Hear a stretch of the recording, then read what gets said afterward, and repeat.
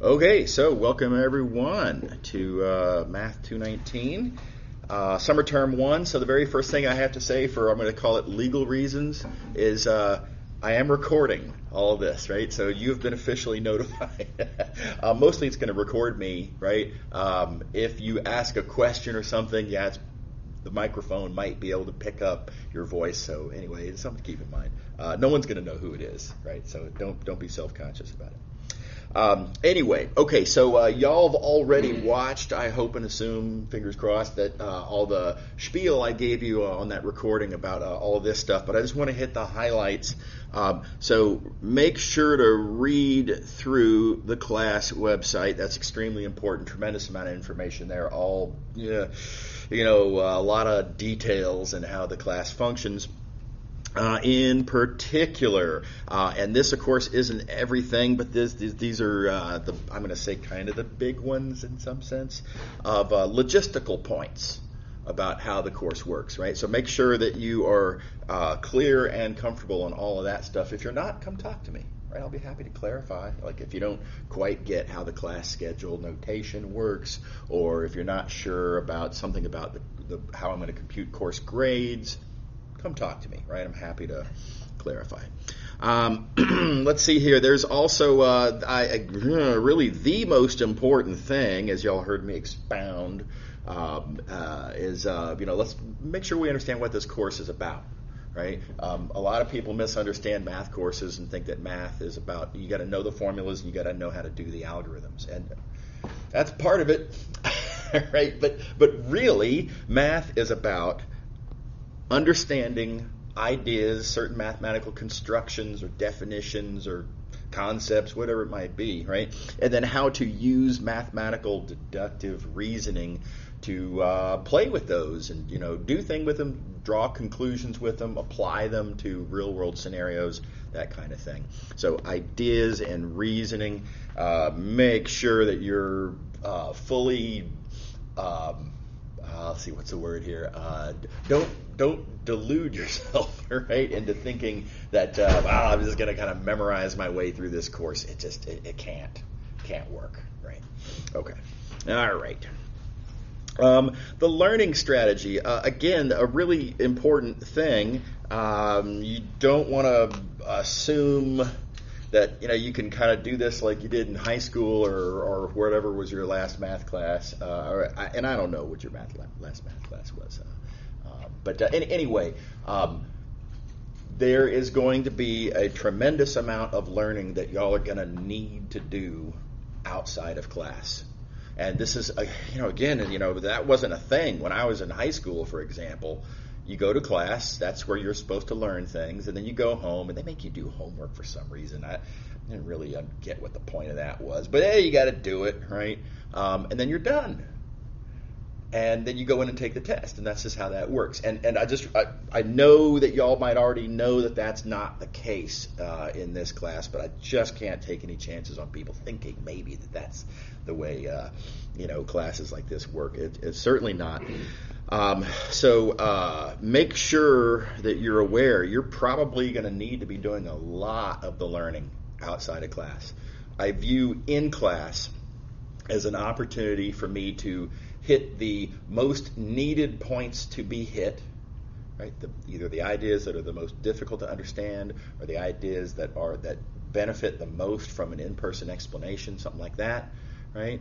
And it's complicated, but I hate having to make those choices, and I really wish that we had enough contact time for me to be able to do all of it, with y'all. But there's just not enough minutes in the term.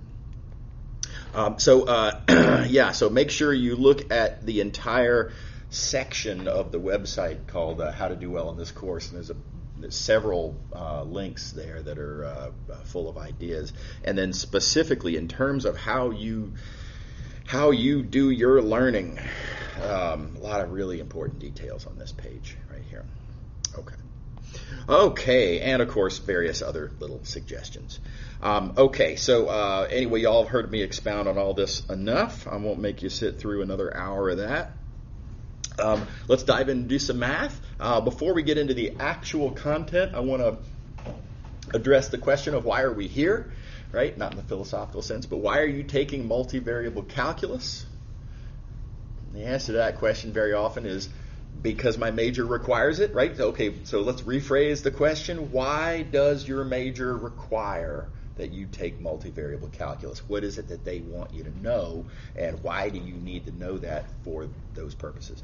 I'm going to start taking as a hopefully well-sold starting point that y'all are clear on why single variable calculus is important, right? I mean, my gosh, there's so many applications of single variable calculus. They're such unbelievably broad, powerful tools. So, for example, what are derivatives about? Well, it's about how things change. So anytime you have a situation where stuff is changing, then calculus is useful. And how broad is that, right? Everything's constantly changing. So extremely valuable, the idea of derivatives. And integrals are where we add stuff up. And I call this accumulating quantities. I'm going to refine that idea at some point going along here in the future. But anything where the whole is the sum of the parts, basically. Right? So if I have a lump of clay, talk about the mass in that lump. If I were to break it into two pieces, well, the mass of the one and the mass of the other add up to the mass of the original whole, right? So the whole is literally the sum of the parts. Not everything you're interested in will have this feature, but many, many things do, and that's what integrals compute. We chop things up into little pieces, and then we add up over those pieces.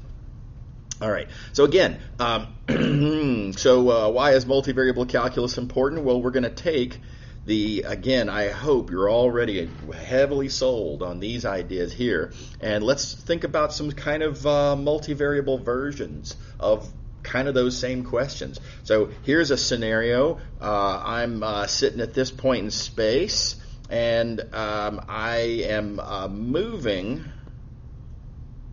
at some sort of an angle in some sort of a direction with a certain amount of, above the horizontal and a certain amount maybe clockwise from north, whatever, right? You're moving in some three-dimensional direction. And as you move, the temperature that depends on your position, well, that temperature will be changing. If you fly upward in the atmosphere, it's cold up there. Right, a lot colder than it is at ground level. So how fast is your temperature changing as you fly, let's say, in that green direction right there? And so now, two things to note about this. One is single variable calculus doesn't really address this. What am I supposed to take the derivative with respect to, right? I mean, x, y, and z there's three variables. They're all changing. So Calc 1 doesn't have a good point of view on this. The other thing I think is important to note about this is that it's an extremely simple. This is not. I didn't have to go super deep into some obscure scenario to come up with a scenario where single variable calculus doesn't cut it. Right? So this is again easy and extremely broad example of the kind of thing that multivariable calculus is going to generalize single variable calculus for, right? So really important. All right, and let's see. Here's another one. Here's an integration example, whole of the sum of the parts. So let's suppose that we have something that has a density, mass per unit volume, let's just say, right? And suppose it is not constant. And y'all have seen scenarios like that in the past. But let's suppose now that it's not constant in a way where it actually depends on all of the variables, not just one, right? So, we've all seen in Calc 1 classes situations where, density maybe depends on only y. And then you take cross sections, and on each cross section, the density is constant, right? Well, what if the density varies, like, I don't know, this isn't highlighting very well. Let's see here. something like that. Right? So it's low density on the left, and then it gets higher and higher density toward the bottom right. Single variable calculus does not do a good job of dealing with this situation. No matter how you slice it, density will not be constant on your slices. And so single variable calculus kind of crashes and burns in this situation. And yet, this is how the world is, right? I mean, if you go out into your backyard and pick up a rock, the density isn't constant across slices in some convenient way. It's all lumpy, and the density varies dramatically in all different directions and nonlinear ways, right? So, real world, how do we chop up into pieces and add up to get an answer? Single variable calculus can't cut it. So that's another thing that multivariable calculus is going to do for us. And again, I didn't have to go into some obscure scenario to come up with a problem that multivariable calculus is needed for. This is a very basic kind of need. Okay, so I hope this has already persuaded you that single variable calculus is set up for a one-dimensional world. We live in a three-dimensional world, right? So when you try to take single variable calculus ideas and apply them in a three-dimensional set or more, maybe, what about a four-dimensional setting? We'll talk about that in a second. How do you generalize those ideas? It's a huge, very important topic. Okay, now I'm going to show you some specific applications, just because I know not everybody in here is of exactly always the same major, so I've got some examples from various different fields of study. We'll start with one in economics, and I am not an expert in economics, but I do know enough about economics to realize that economic models tend to look kind of like this. They don't tend to be, price equals formula. Right? It tends to be that, this term comes from one aspect of our scenario, and then this term comes from a different aspect of our scenario, and et cetera, and all together, these things all have to cancel out because the whole has to be zero for some, real-world reason or whatever. So economic models tend to be equations that involve a bunch of different variables. They aren't typically a single variable as a function of the others. So, okay, well, if that's the case, nevertheless, it remains, I might want to know how one of those variables is changing. I might need to know, for example, how, let's suppose P here is price. And by the way, I made this all up, right? Whether the economics of this is true, it doesn't have anything to do with my point here. But we might want to know how fast price is changing. That'd be a natural thing to want to understand. And that's going to depend on how fast the labor supply is changing and how fast the capital available is changing, et cetera, et cetera. So how do these rates relate to each other? Very natural question, right? Very real-world relevant, and not a single variable calculus problem. This is something that we're going to be able to address after we learn a little bit of multi in this class. Now, I like to point out that there are 5 variables here in that equation. So if I talk about this equation as maybe representing something geometric, if I were to try to understand this equation geometrically, that equation is an equation, being as an equation of 5 variables, the picture, if I were to draw one, would be 5-dimensional. And that's a creepy thought, right? And you could argue that arguably this is a 6-dimensional problem because notice that we're taking a derivative with respect to time, which is the 6th now variable that we're facing, right? So the case can be made this is, depending on how you want to look at it, either 5 or 6-dimensional. And so I like to show this because it refutes a a bit of nonsense that's out there. Some people are like, oh, well, you don't really need to understand math above 3 dimensions because the world's 3-dimensional, and anything above 3-dimensional is some abstract ivory tower philosophical nonsense that's got nothing to do with practical applications. Right? That belief is out there a lot, and it is hilariously wrong. Right? This is just economics. There's nothing sci-fi about this question, right? So why do you need to understand math in more than 3 dimensions? Because the world's got more than 3 parameters that you might want to keep track of all at once, right? So we are going to need to understand math above 3 dimensions, and how are we going to visualize that? We're not. Don't worry about it. There's nothing.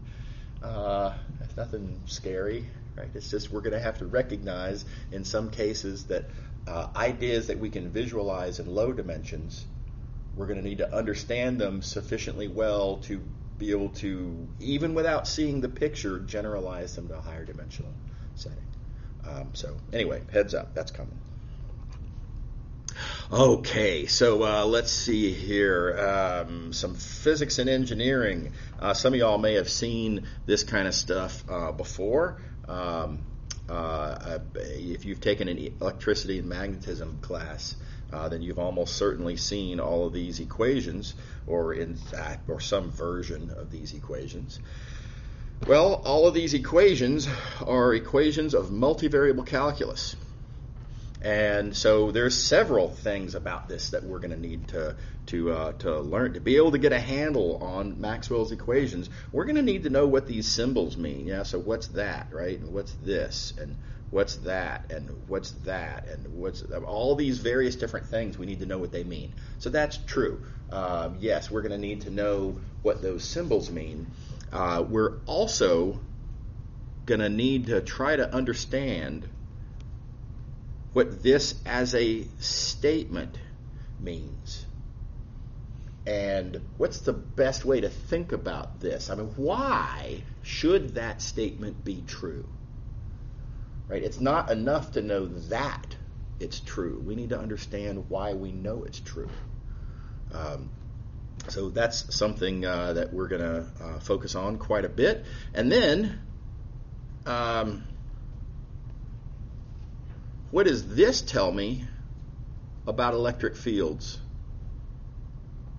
Right, this pair of statements up here at the top. This actually tells us something very physical about electric fields.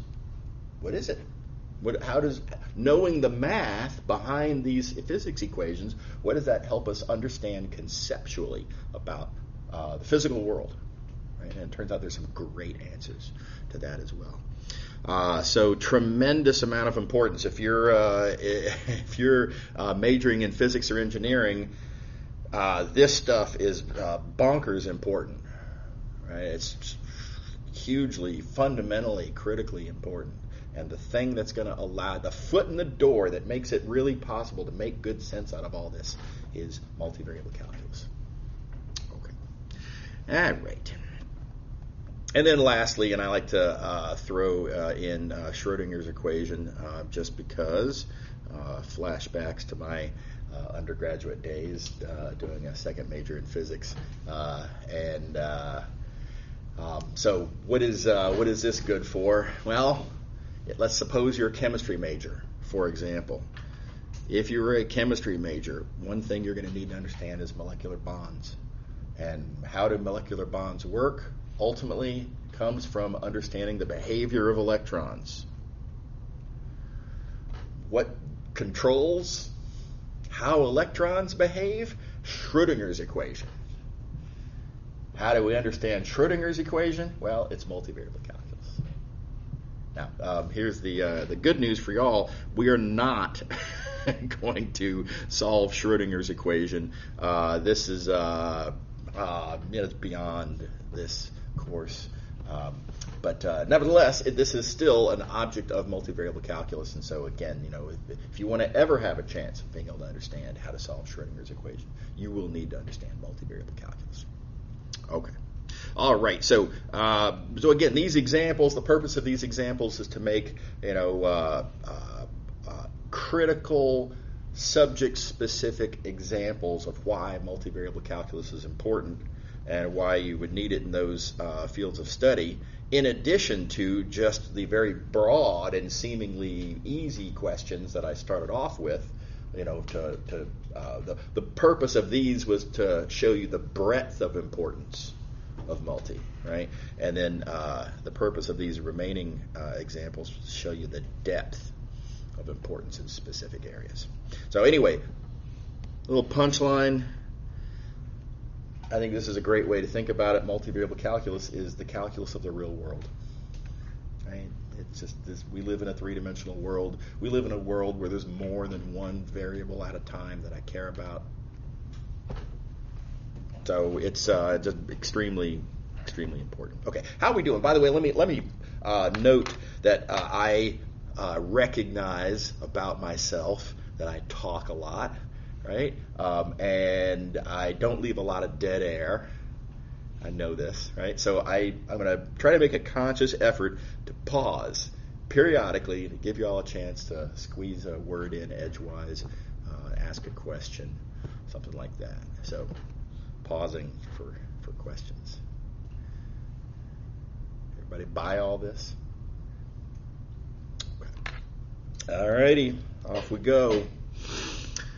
Okay, so let's see here. On to actual book, subject-specific content. So I'm going to start with section 1.6.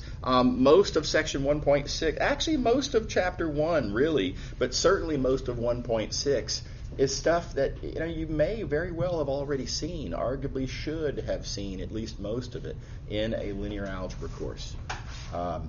So as I go through chapter 1, and definitely as I go through 1.6, I am really not going to be spending class time on most of it.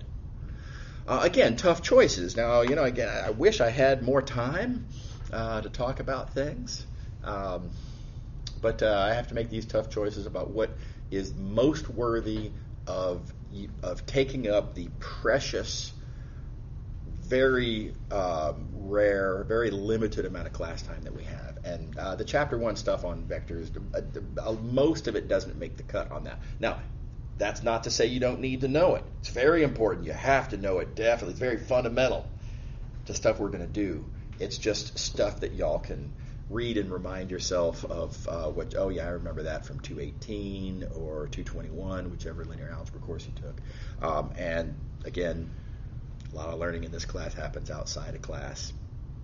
So, example, case in point. All right, so I am going to remind you of a couple of things here. The triangle inequality sometimes gets glossed over in a linear algebra class, and okay, fine. But y'all will recognize what it means to add two vectors. This picture, I feel confident that you've seen before, the head-to-tail thing, if you want to add two vectors. And I'm just going to make now the modest observation that means that this side of that triangle and this side of that triangle and this side of that triangle have an obvious relationship. The green line is the shortest possible distance between these 2 points, because after all, it's a straight line. And if green is the shortest such path, then blue plus orange can't be shorter, and therefore must be at least as big, greater than or equals, therefore. So really the triangle inequality can be viewed as just a special case of the much broader statement that the shortest distance between 2 points in a plane is a straight line. Okay. All right. Okay. Matrix multiplication. I know y'all have seen a lot of matrix multiplication. So I want to make sure you've seen all of the relevant, important points of view, different ways to think about matrix vector multiplication. So this one is widely underappreciated, in my opinion. So you might have seen it, but it might not have been emphasized as much as it should be. So if you have a matrix and a vector and you want to multiply them, then here's the the statement I want to make sure y'all have, and that is that a matrix vector product, one way to think of matrix times vector, is that it is a linear combination. Oh, you know what? I didn't circle that quite. Let me. It's a linear combination. And a lot of people, the point of view you may have seen previously is that, if you want to multiply a matrix times a vector, then you take certain elements and certain other elements and you multiply and then you add and then you arrange them in a certain way. So it's an algorithm, right? So there is a computational algorithm for computing numerically the resulting product vector. Yeah, sure. But it is conceptually extremely valuable to realize that what it is it's a linear combination, right? That's an idea. Example of ideas versus algorithms, right? So it's a linear combination. Specifically, it's a linear combination of the columns of the matrix that you're multiplying by. And which linear combination of those columns? Well, it's the linear combination using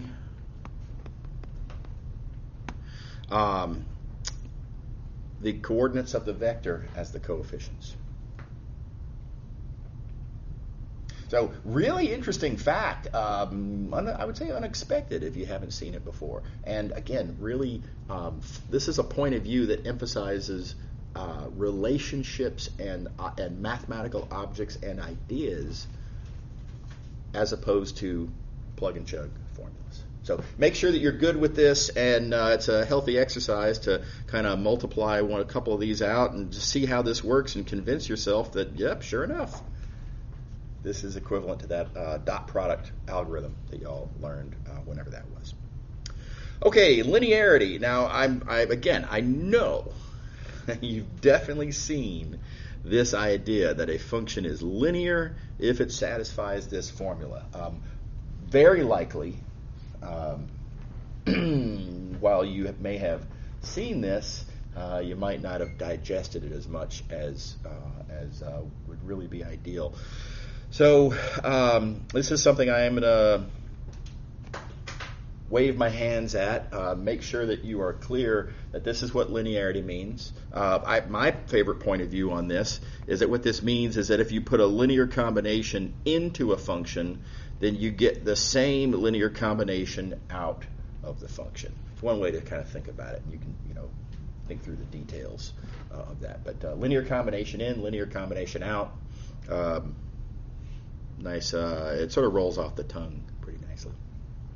And then, of course, be aware as well that there are these three seemingly different conditions that, in fact, all say exactly the same thing. Any function that satisfies 1, 2, or 3 also satisfies all of 1, 2, and 3. Okay. So sometimes, for example, you need to be able to talk about linear combinations of many vectors, not just two of them. But when you're proving theorems, it's pretty handy to only be responsible for dealing with two. Okay. All right. So a couple of examples.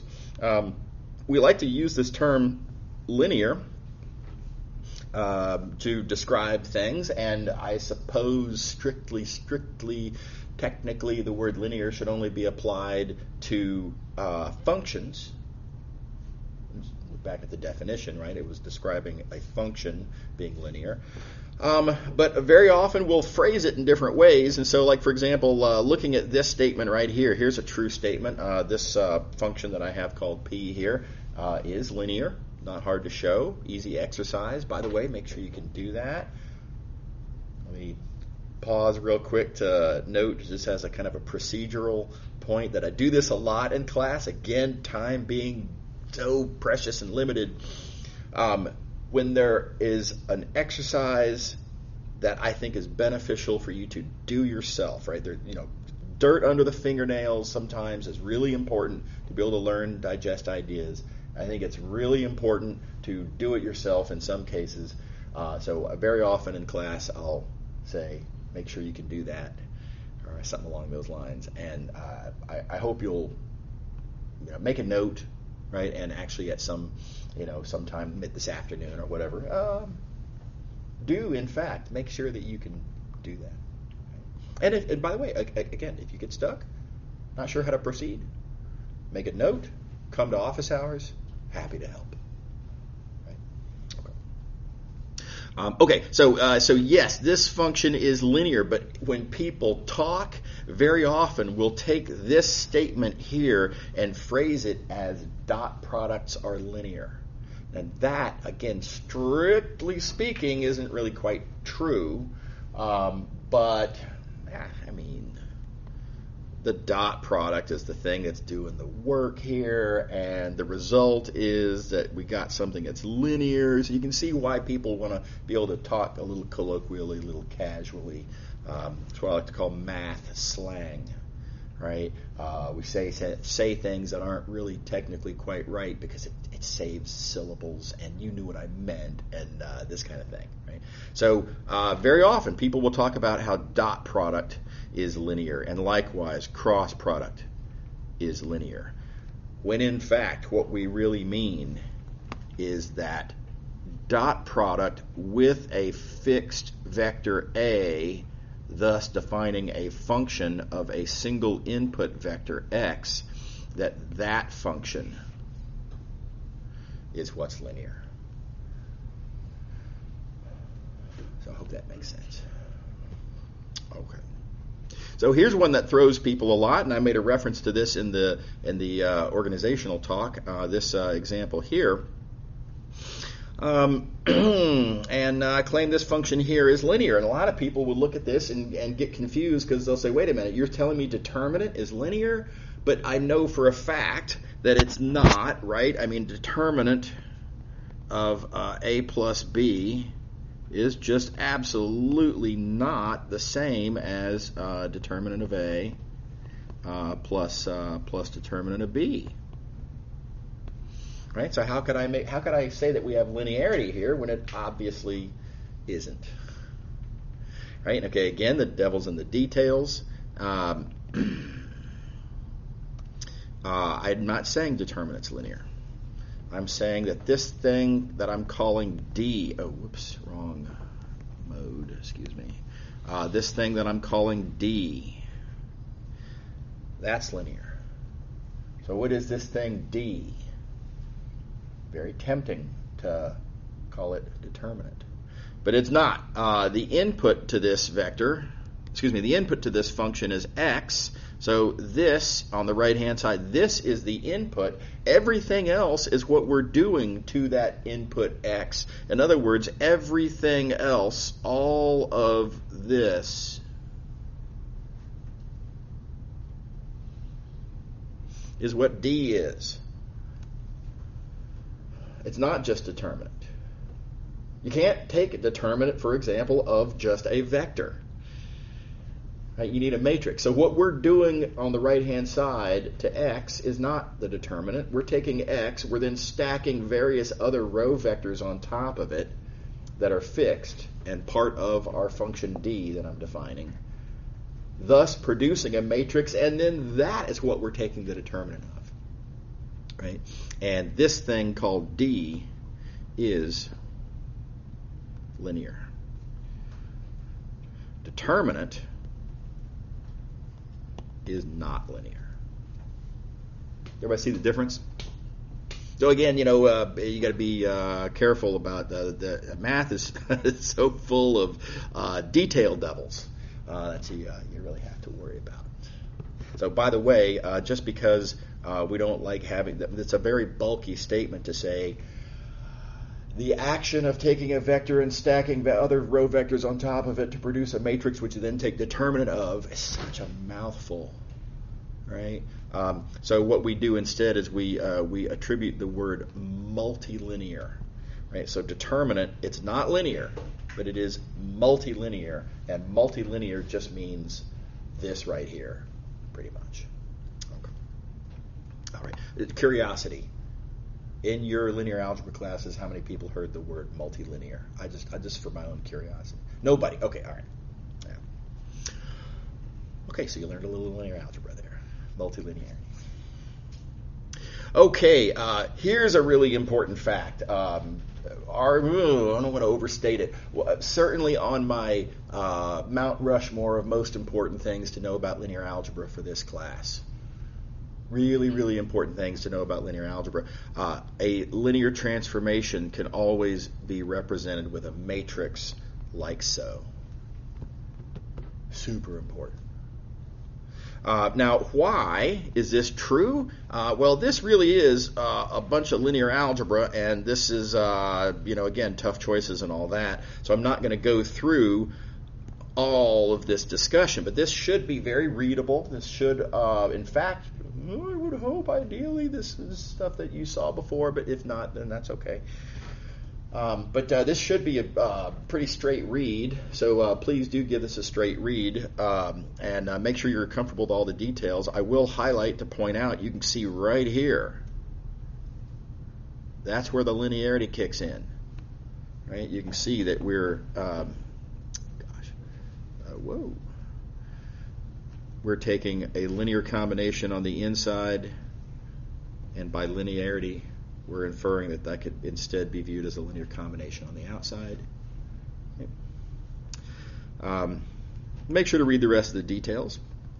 And then the big takeaway, what we're going to be using a lot of in this class, and you have to know, is that every Euclidean linear transformation is a matrix in this sense, and furthermore, that matrix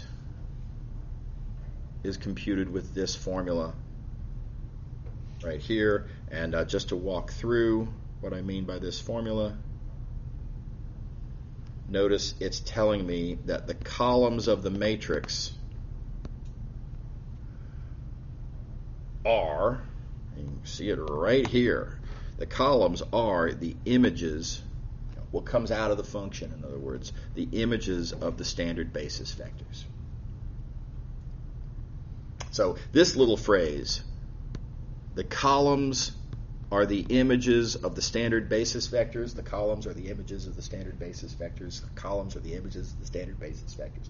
That is, again, on my Mount Rushmore of most important things to know about linear algebra for our purposes in this course. All right. Okay, so, yeah. Oh, and real quick. This is another really important fact, undersold, I think. When you have a linear transformation, and now as we just discussed, when you have a linear transformation, it will always correspond to a matrix. There's, any linear transformation, there's a corresponding matrix. If you have a couple of linear transformations, and if you compose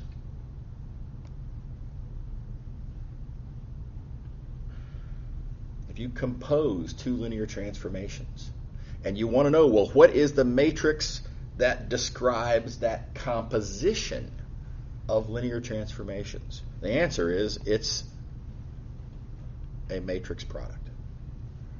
In fact, depending on how you set things up, and I really like this myself, I like to use this as my definition of matrix multiplication.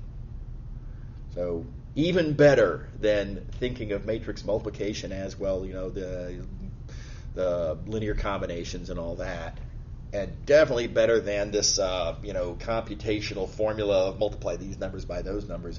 I like to think of matrix multiplication as just being, we define that to be how matrices represent compositions of functions, compositions of linear transformations. Okay. Really important to know. How we doing? Pausing. Questions? Everybody on board? Okay.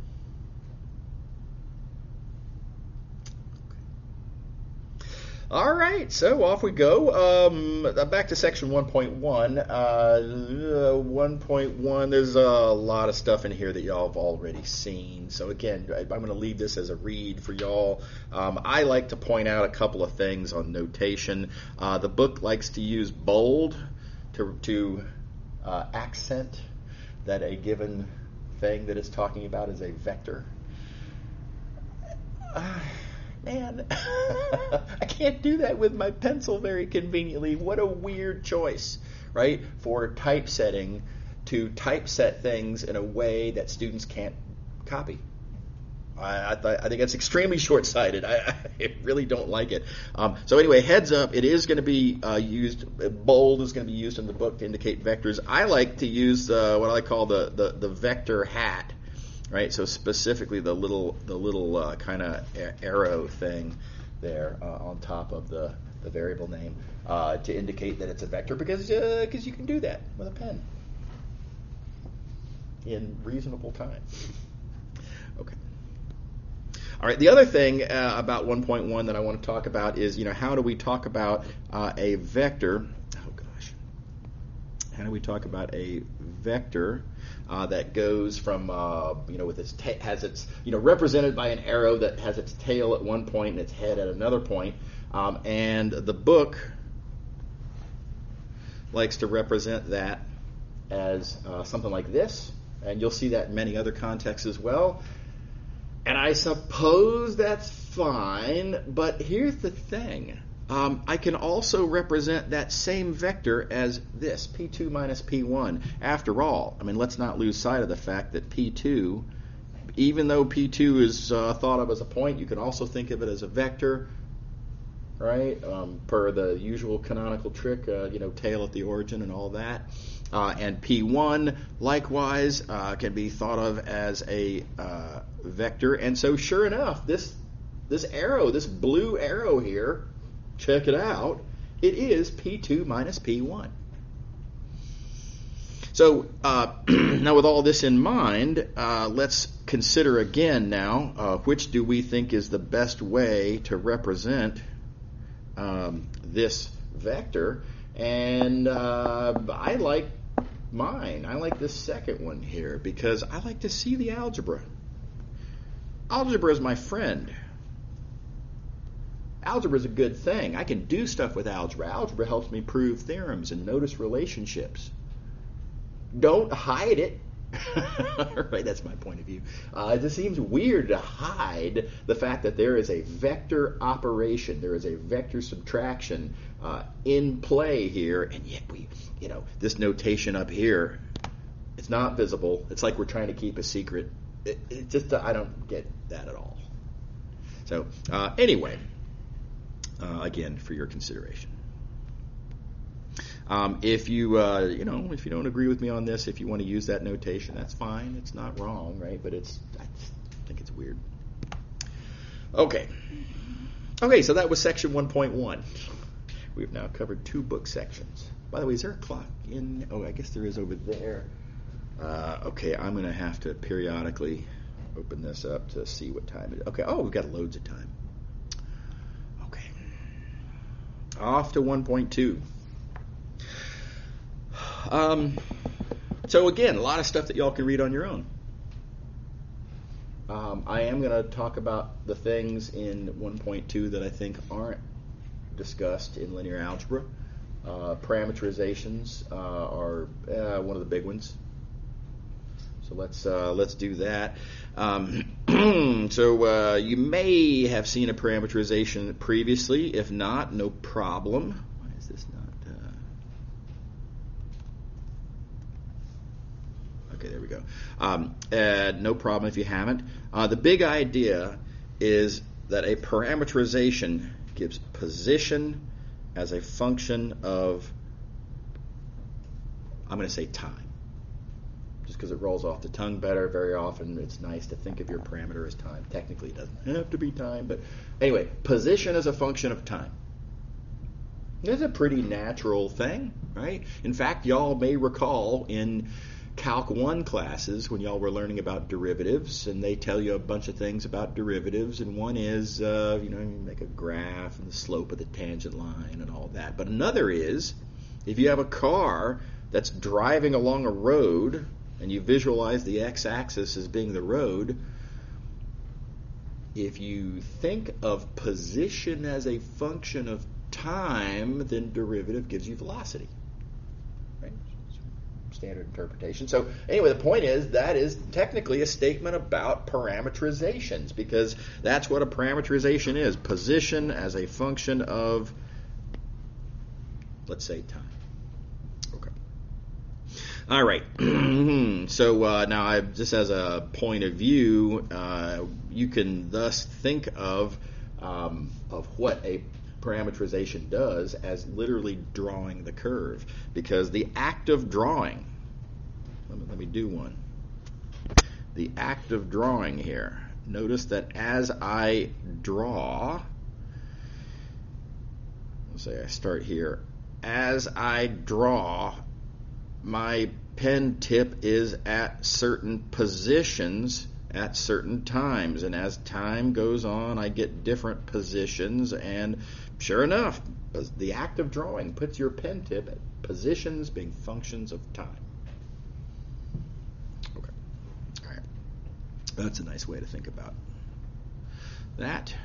Let's see here. By the way, the wrong mode there. Okay, so let's see an example. Let's look at this one right here. First, a quick comment about notations. So position means, if we're talking about in the plane, and here I'm talking about in the plane, position means x and y coordinates. Right? So x and y are functions of time. I like to abbreviate that with x vector. It's just more compact, and I recognize that x vector is a suboptimal choice in certain ways, because, so for example, yes, there is a y coordinate too, right? But the idea is that by saying x vector, I'm referring to both of those coordinates, and I can't, what else am I going to call it, right? So anyway, I'm just going to call it x. Okay, next, notice that position is a function of time, again, as we previously discussed, and that means that the individual coordinates, x and y, are functions of time, right? And so very often we'll describe the parameterization by literally writing down one formula that tells me how x is a function of time, and then another formula that tells me how y is a function of time.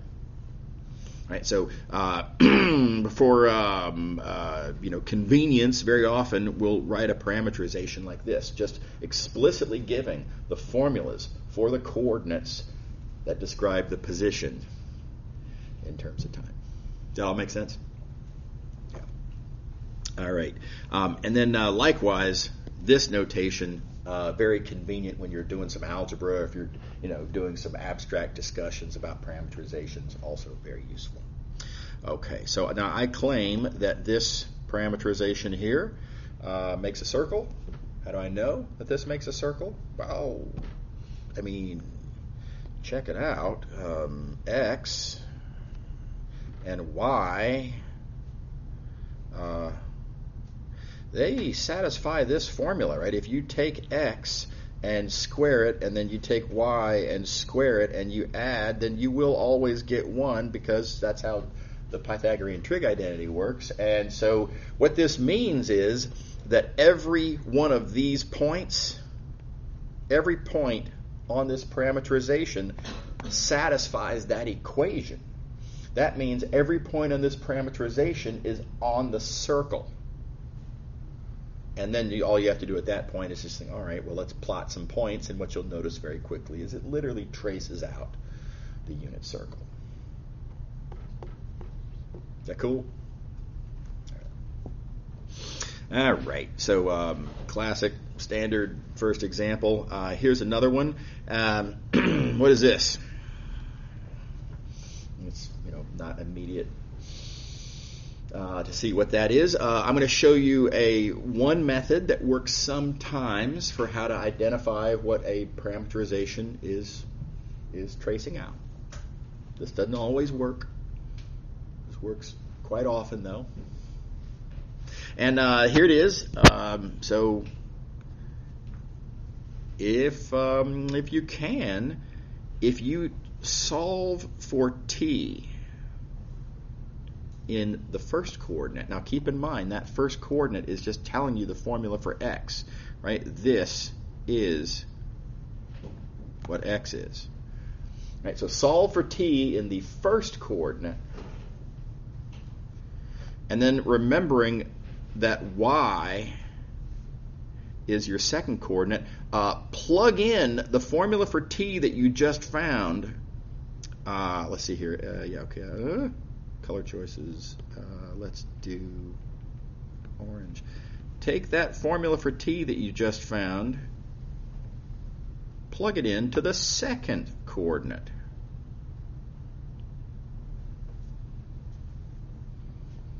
Now, like I say, this is just a trick that it works sometimes. You can see it worked out really well in this circumstance because it's easy to solve for t in the first coordinate. It's easy to plug that into the second coordinate, and lo and behold, out comes this convenient relationship between x and y, which tells me this is a line, and I know all about that line because of high school algebra, etc. And victory. We know what this parameterizes. Everybody good? Okay. By the way, there's no law that says you have to solve for t in the first. You could solve for t in the second coordinate and then plug that into the first coordinate. Also fine. Okay. Now, let me pause on this just for a moment. Here's a broad point that I think is important to recognize. I don't want you to think of this as being how you do it. It's not. The idea that this is, if you want to identify what what's the parametric curve that's described by a parameterization, the idea that this is exactly what you do, no, it isn't. This is one method that works sometimes that you might choose to use, right? So the metaphor that I like for this is that this is a tool. This is not your only tool. You will have many tools for even this one job of trying to identify what we've parameterized. Multiple tools for the same task. And the idea is that you, in any given specific scenario, you pick the tool that looks like it's going to work the best, right? Given the particulars of what you're looking at. So my metaphor is that we have a toolbox. This is a tool that goes in your toolbox. And in the real world, you carry around your toolbox, and when you see a specific scenario, you rummage through your toolbox and look for the best tool to deal with that specific scenario. Right? So anyway, you're going to hear me say this a lot. This is a tool for your toolbox. And here's another one. Oh, you know what? Before I go on to that, just to emphasize that this doesn't always work. Imagine how poorly that would work here. I would hate to have to solve for t in that first coordinate because then I have arc cosine. Ugh. And in fact, even that isn't really true because that arc cosine only allows certain values. What if t was outside of that range? Even saying t equals arc cosine doesn't quite cut it, and things get real confusing and weird real fast. You could make that work, but that's a really undesirable way to do this problem. And now my pen seems to be dying. I don't really know why this works. My pen just decides to quit sometimes. Sometimes I get lucky and I can use this one, and that makes this work again, but not now, it would seem. Okay, so let me plug this in. It might just have a low battery. Sorry.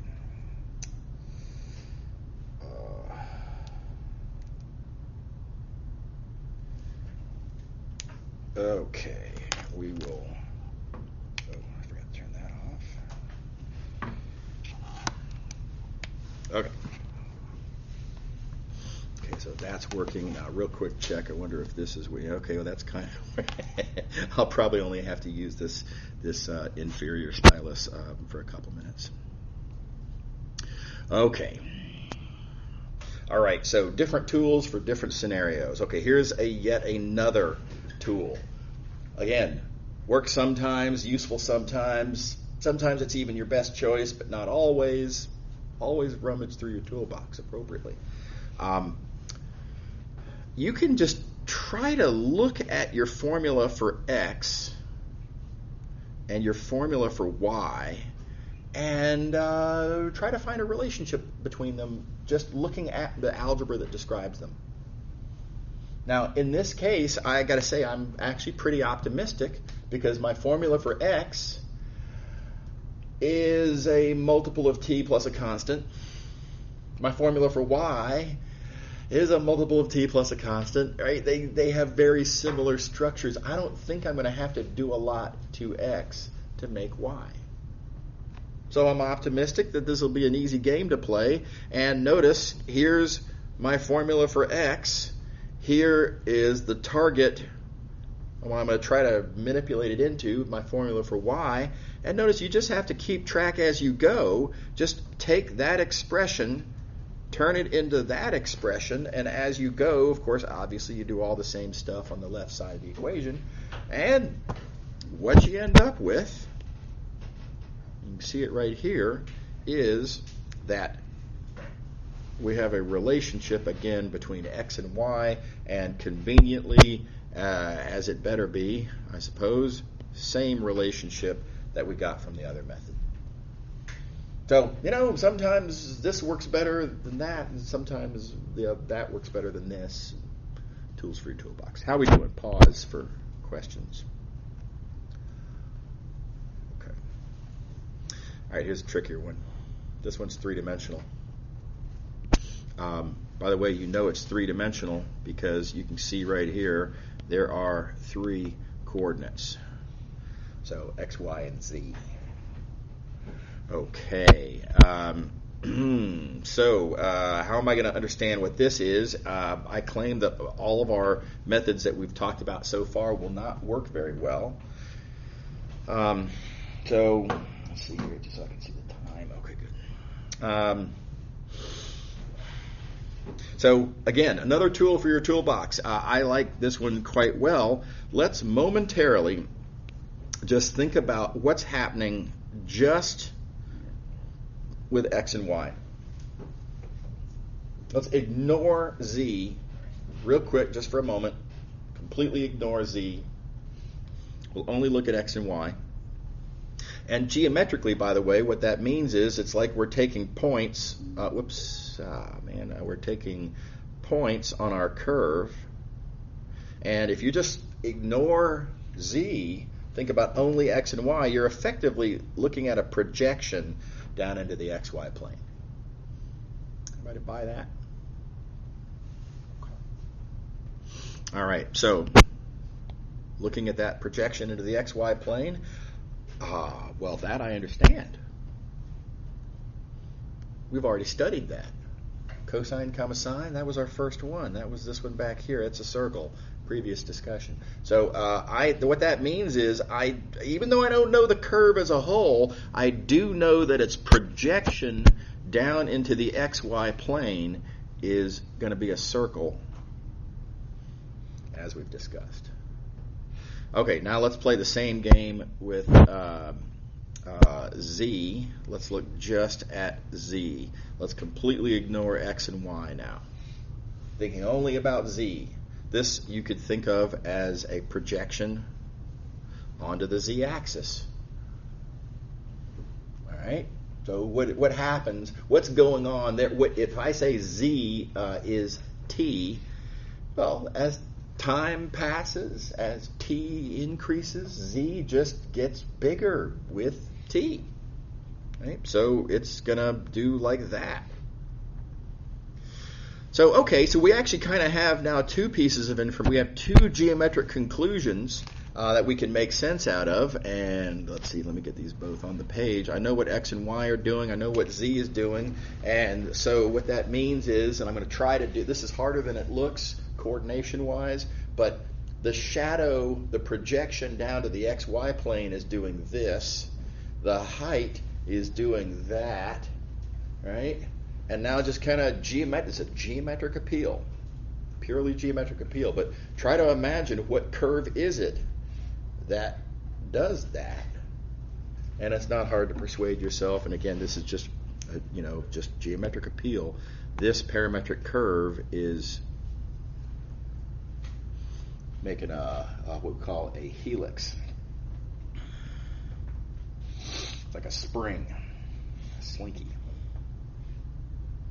Is that cool? So again, tool for your toolbox sometimes is useful, so good thing to be aware of.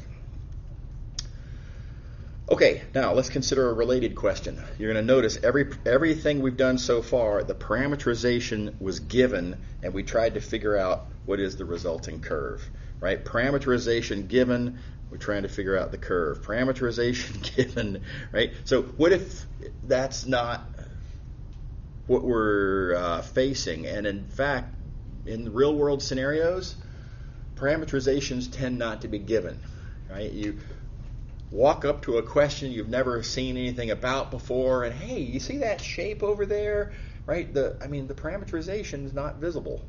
It's not printed on the side of the whatever the silo that you're going to build or whatever. It's just some geometric shape, right? So usually, instead of having a parameterization and trying to understand the shape, it's usually the other way around. It's usually you have a shape and you want to create a parameterization. Right? So this action of taking a curve and creating a parameterization is called parametrizing the curve. Okay. All right. So how do we parameterize a curve? And let me see if I can. Maybe I wonder if my thing might be charged up. Okay, we're back in business. How to parameterize. Again, tools for your toolbox. There is no single way to do it. I'm going to start with my favorite one. Doesn't always work, doesn't always apply, but when it does, it's very, very convenient. So this is called the graph parameterization, and specifically, if the equation that you have about the curve, if that is a graph, and let's emphasize what I mean by a graph is that one of the variables is a function of the other. We're going to talk about graphs and other ways to use geometry to represent algebra, or use algebra to represent geometry. We're going to talk about more of that later. But for now, this is what a graph is. A graph says one of the variables is a function of the other. There's a fantastic trick for how to create a parameterization from a graph, and it's as simple as this. Identify what the input variable is and let t be that, and everything will just kind of fall into place. It's awesome how conveniently this works. Let's see an example in practice. We want to parameterize a certain curve. Here's what I know about the curve. Notice that it is indeed written as a graph. So when it says, parameterize this curve, it's actually saying parameterize this graph, and we are therefore eligible to use the graph parameterization. So, okay, here we go. If y is a function of the other variable, well, that other variable therefore is x. It says right here, let t be that input variable. We're going to let t be x. Notice that's the very first thing I have written down right there. This literally just says t is x. And I claim it's all over but the shouting. We have to kind of see that through, but simply having followed this instruction, simply having let t be the input variable, notice all the good that's about to happen now. I take this formula for x, I plug that into there, and I can totally compute y, because if y is x squared and if x is t, well then y is t squared. and we win. We have a parameterization. Position as a function of time, explicitly as a function of time. Is that cool? Alrighty. Again, probably my favorite parameterization technique. It's so easy, when it applies. All right, now not everything is a graph. Obviously, you can't. This says if you have a graph, right? So if your curve is not a graph, then you lose, and you can't use this tool. Won't fit, right? It just it's a non-starter. Okay.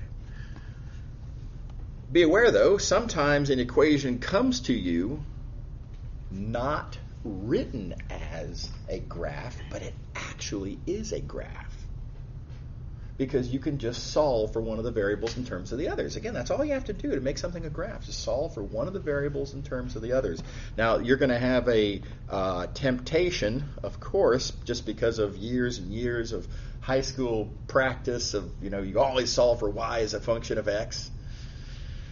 Right? You're going to have this strong urge to want to solve for y, but you don't have to. There's no law that says y must be a function of x. Here, you can't. Right? How would you solve for y here? I believe, in fact, it cannot be done. So don't try to do things that are impossible. Just look at the other option. The other option here would be, can I solve for x? And yeah, that's an easy one. Super easy to solve for x as a function of y. All right, so you go ahead and do that. And now, as desired, I have one of the variables as a function of the other. And now we play the game, and it's the exact same game. Step 1, identify what is the input variable. My input variable here is y. Let t be your input variable. Just following the rule. You let t be your input variable, and then that again, it's all over but the shouting. If x is this function of y, and if y is t, then x must be what you get when you plug in t for y. Is that cool? Super cool trick. What I like especially about this one is I have parameterized this curve even without understanding what it looks like. I don't even need to draw a picture of it, right? I can parameterize it without drawing the picture. That's convenient. Okay, here's another tool for your toolbox. Vector algebra. Let's see, how are we doing on time, by the way? 12:08. Okay, all right, well, we're good. Yeah, another trick. Vector algebra can be super duper useful. Vector algebra allows you to take complicated things and write them as sums of simpler things. So here's my scenario. We have a wheel.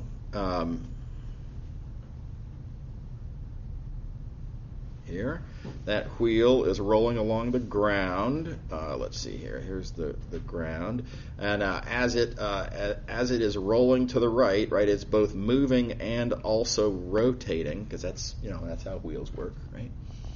All right. So in that scenario, now let's imagine that there is a reflector attached to the outside rim of the wheel. And y'all have probably seen this kind of thing. I don't know. I saw this a lot when I was a kid, Twilight or whatever, and the street lights have come on, and a friend of mine's riding his bike down the street, and I can see the light bouncing off the reflector, and the reflector makes this weird kind of zigzaggy, kind of jagged kind of curve. Right? So what we're going to do is we're going to parameterize that curve, the path of the reflector. And it is a weird path. It turns out it's actually really, really hard to write an equation for this curve, but it's not so bad to parameterize this curve. So this is a situation where parameterizations are an easier tool to work with than equations. Very often the case, in fact. Okay, so here's how we do it. At some moment in time, so what I have here, this is a snapshot of the wheel at a given moment, and I'm going to make the observation that the reflector, the position of the reflector can be thought of as a sum of two things. I can think of it as a sum of where is the axle, and then plus what is this difference vector, right? So that difference vector plus the axle position, right? Axle plus difference gives me my reflector position. Modest observation. Is everybody good with that? All right, now before we proceed, I do need to make a choice. I'm going to go back a few pages here to our definition of parameterization. Position as a function of, now I get to decide what I want my parameter to be, and I do like calling it t, but you do get to choose what you call it, and you also get to choose what it is. I mean, what aspect of the problem, what variable in the problem itself do you want to make your position a function of? It's up to you. You could use time, you could use distance, right? How far has this wheel rolled? That'd be a reasonable first instinct for something to try. It turns out in this case that a really great choice to use is this angle right there, what I'm calling t, not because it's time, but just because I like to use t. Right? So that angle, notice that is the angle between the it's the angle between the straight down direction versus the direction that this spoke, the spoke that's attached to the reflector. It's the angle between the straight down and the spoke. All right, so that's what I'm going to call my parameter t. And why do I like this as a parameter? Well, notice, and this easy observation, we start off with t equals 0. Because it starts off with that spoke itself being straight down. And then notice as the wheel rolls, t is increasing. So, that's nice. It's kind of, you don't have to, but it's nice to have it track as something that you could feel like is a convenient way of representing, in some sense, how much time has passed, perhaps. Okay. All right. So now with this choice having been made, we are actually pretty much there. We just have to write down some details. I'm sorry to report, there's a lot of details in a lot of multivariable calculus questions. So try not to get lost in the details. Don't let the great quantity of details throw you, right? You want to just, you have to slowly and carefully write down all the necessary details, but keep focused on what you're doing and what you really need. So remember, the first thing we decided to do was we're going to try to represent where is the axle. That's the first thing we need to understand, is the axle itself. I claim that's actually an easy one. The axle itself follows that path right there. This is the nice thing about the axle, right? That's why wheels are made out of circles, right? Is because the axle then just maintains a constant height, and you're not constantly bumping up and down as you ride a triangular wheel-shaped bicycle. That'd be silly. Right? So yeah, no problem. The height then. Color I wanted. The height is always just, whatever the radius of the wheel is. That's an easy one. And then the x-coordinate of our position, looking at, again, the axle at a given moment in time, t. The x-coordinate, it's not so hard to write down, but it does require a clever insight. This is a physical appeal, physical insight, but it's what I like to call rubber equals road. And this is just the observation that as a wheel rotates, as a wheel rolls along the concrete, and assuming there's no slipping, right, then, again, physical appeal, the amount of rubber that has touched road has to equal to the amount of road that has touched rubber. Does everybody get that physical appeal? Right now, that's not a proof, right? That's not a. I feel like that's how wheels work, so I'm going to take that as a starting point.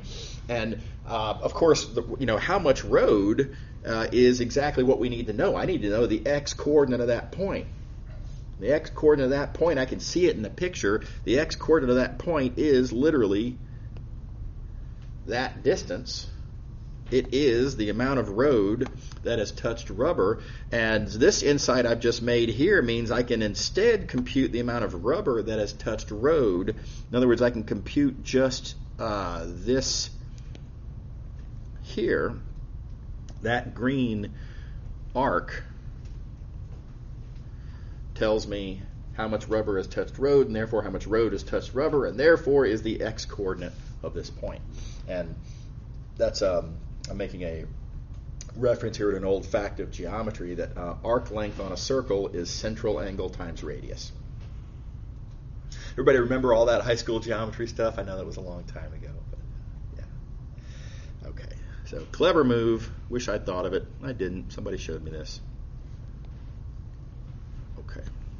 All right, next question. Let's talk about the this difference vector here.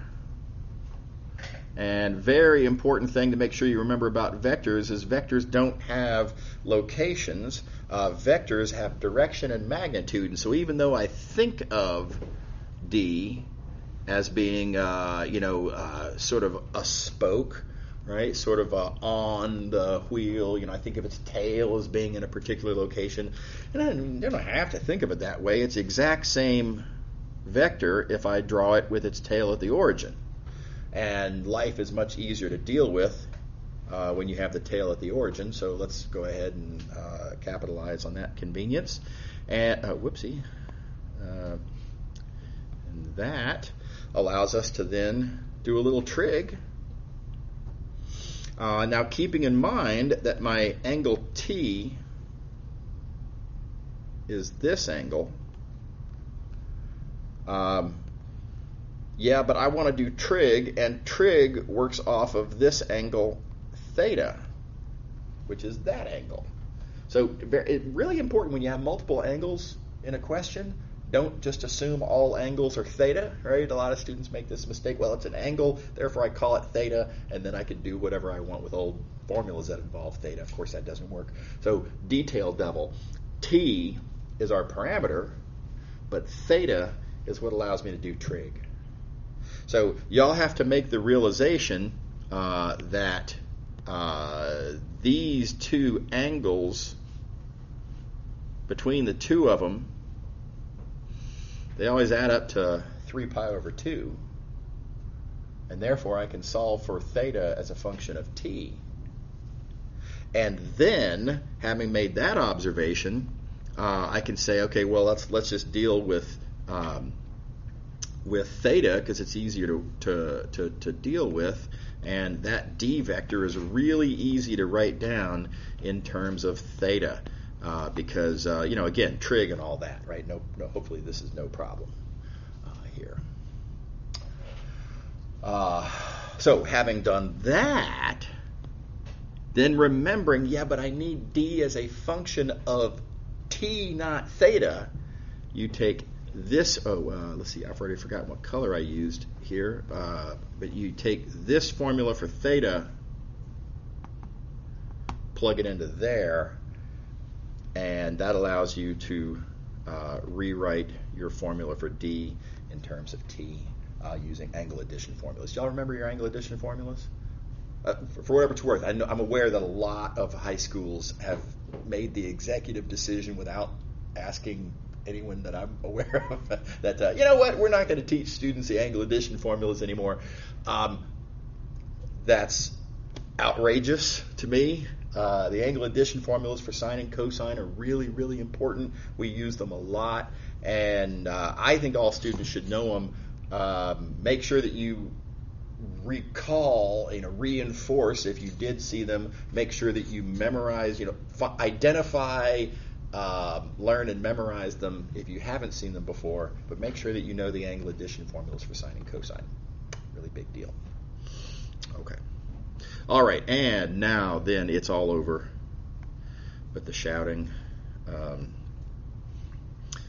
because as planned, we realized we were going to need a formula for the axle, which we did, and we were going to need a formula for this difference vector D, which we did, and then adding them up to get the location of the reflector. We just add those to each other. And we win. So we have now parametrized this wacky, jerky kind of curve that the reflector takes as it moves along. So the thing that made this all possible was the vector algebra in the first place, right? The fact that I chose to break up the reflector's location as a sum of two simpler vectors. That was the foot in the door. Without that observation, we would have been in big trouble. I don't even know how we would have proceeded without that. Okay. All right. Oh, I'm sorry, y'all. I went way over time. I have a tendency to not notice the clock. Please do feel free to signal to me if I go over. So we'll definitely quit here, call it a day, and see y'all on tomorrow. And have a good rest of your day.